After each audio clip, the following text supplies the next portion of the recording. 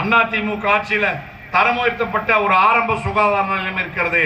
இந்த தொகுதியினுடைய மந்திரி சொன்னாருங்களா? செஞ்சுட்டாரா? எப்ப செய்வாரு?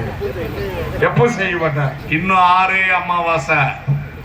அமாவாசை வெள்ளகோயில் தரம் உயர்த்தப்பட்ட ஆரம்ப சுகாதார நிலையம் அரசு மருத்துவமனையாக உறுதியாக ஆக்கப்படும். ஹார்ட் ஆபரேஷன்ல இருந்து வாழ்வு மாத்திரை வரைக்கும் எல்லா நோய்களுக்கும் வெள்ளகோயில் ஆரம்ப சுகாதார நிலையத்தை அரசு மருத்துவமனையாக மாற்றி அதிமுக ஆட்சியிலே அண்ணன் எடப்பாடியார் முதல் ஆண்டிலேயே உத்தரவு போடுவார். ஏன்னா ஒரே வருஷத்துல 11 மருத்துவக் கல்லூரி மருத்துவமனை உருவாக்கி கொடுத்தது யாரு? எடப்பாடியார். இந்த வெள்ளகோயில் தொகுதியில நீண்ட நாட்களாக இந்த பகுதி மக்களின் கோரிக்கையாக இருக்கும்.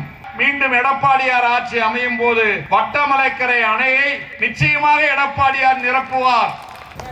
எப்படி அவனாசி அத்திக்கடவு திட்டம் குழாய் மூலமாக 1000க்கு மேற்பட்ட குளம் குட்டைகள் தண்ணீர் நிரப்பப்படுகிறது. அதே போல அமராவதி ஆற்றிலே வெள்ளப்பெருக்கெடுத்து ஓடுகிற காலத்திலே வீணாகிற வெள்ள தண்ணீரை கொண்டு வந்து வட்டமலைக்கரை அணைக்கு அண்ணன் எடப்பாடியார் நிச்சயமாக வரும் ஆட்சி கட்டத்திலே நிரப்பி கொடுப்பார். புதிய காவிரி குடிநீர் திட்டத்தை திமுக சரியாக நிறைவேற்றாமல் இன்றைக்கு பல கிராமங்களிலே மக்கள் போர் தண்ணீரையும் சுத்தமில்லாத தண்ணீரையும் குடிக்கின்ற சூழ்நிலை இருந்து கொண்டிருக்கிறது. மீண்டும் எடப்பாடியாருடைய ஆட்சி வந்தவுடன் காவிரி ஆற்றிலே இருந்து சுத்திகரிக்கப்பட்ட தண்ணீர் போதுமான அளவு கொண்டு வந்து வெள்ளகோயில், காங்கயம், முத்தூர் போன்ற அனைத்து பகுதிகளுக்கும் தேவையான அளவுக்கு கிராம மக்களுக்கு குடிநீரை எடப்பாடியார் கொடுப்பார். காரணம் அவர் ஒரு கிராமத்திலே தோன்றிய சாதாரண விவசாயி.